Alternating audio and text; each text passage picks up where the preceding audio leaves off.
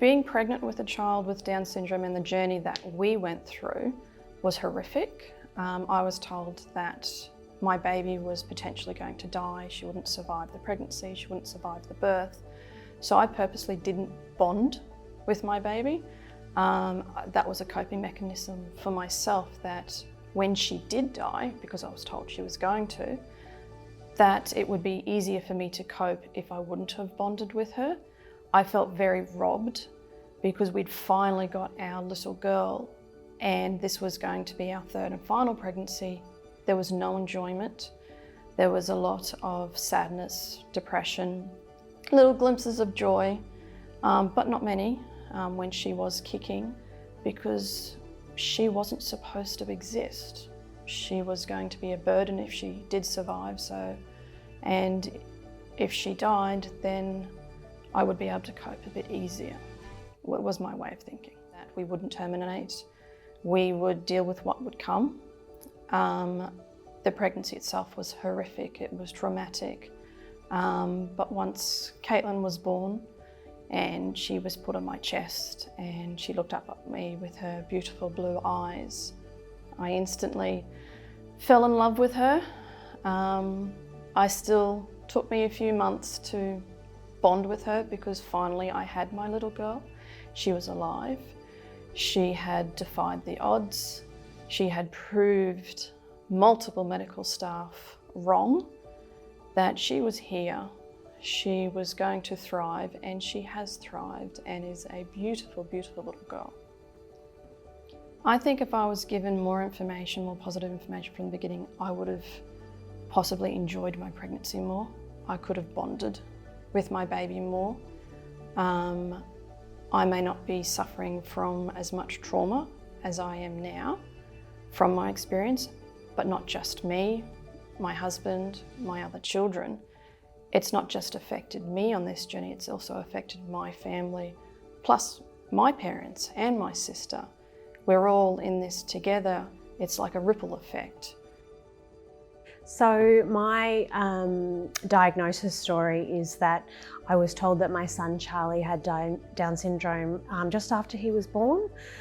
So differently to the prenatal, our prenatal experience did not, we didn't do any testing, and those tests that we did do just were the regular tests that everybody does, and nothing indicated that he had Down syndrome. So the postnatal diagnosis story probably is really quite similar to a prenatal diagnosis story, in that we received the news with incredibly poor language, with a lot of fear, and delivered in a way that made us feel like it was probably the worst case scenario that could have happened. And added to that, we had a little baby as well in our arms. So I think that there was a lot to be said for the way the doctors and nurses, albeit for some out of a lot of probably love and care and wanting to help, just scared the bejesus out of us.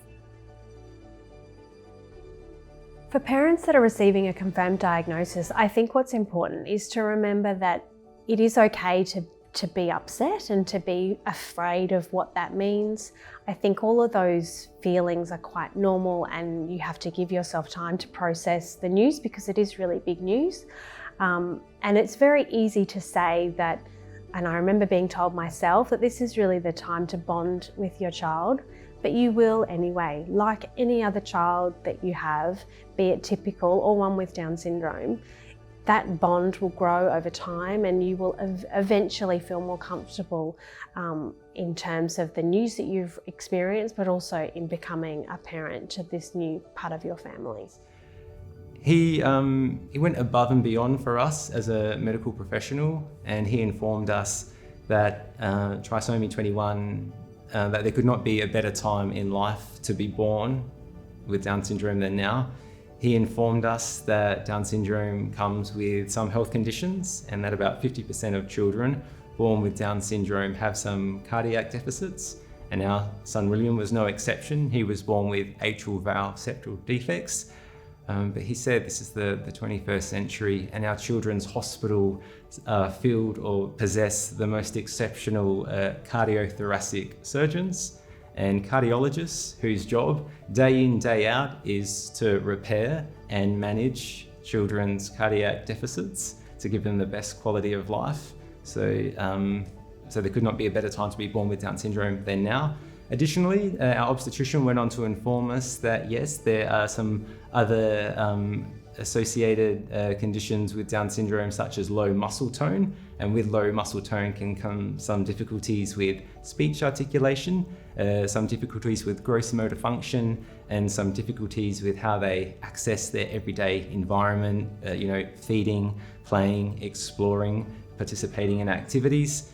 But again, our health service consists of such exceptional, knowledgeable and skillful allied health professionals who dedicate their clinical lives to working with children to optimise their quality of life and function.